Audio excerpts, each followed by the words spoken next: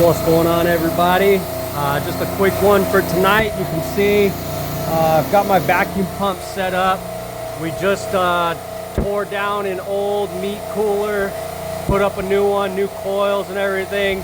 So I'm about to pull a vacuum. But a couple things to keep in mind. Obviously, when we're sweating in these coils, right, when we're doing all this stuff, we don't flow nitrogen. Why? Because we're on the rack, right? This is an old rack. If any of these ball valves leaks by while we're doing that, we're flowing nitrogen.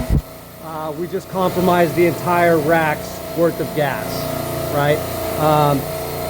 Going along with that, we can't pressurize this circuit with nitrogen, again, for the same reason.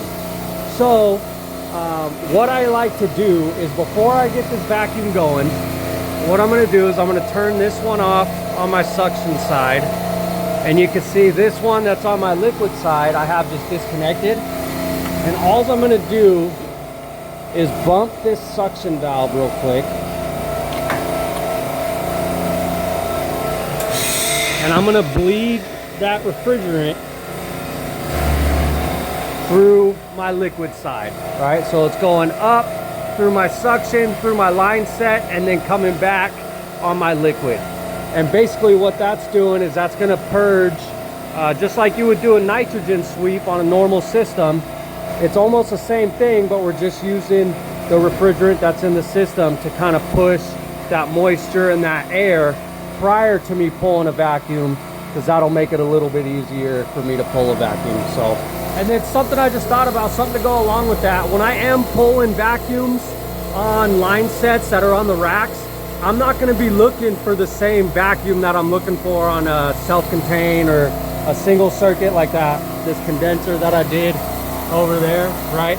Because again, this thing's on the rack, these ball valves have a really good chance of bleeding by. So when I'm pulling vacuums on the rack, a lot of the times, if you're pulling gas out of the rack, you can smell it coming out of here, right?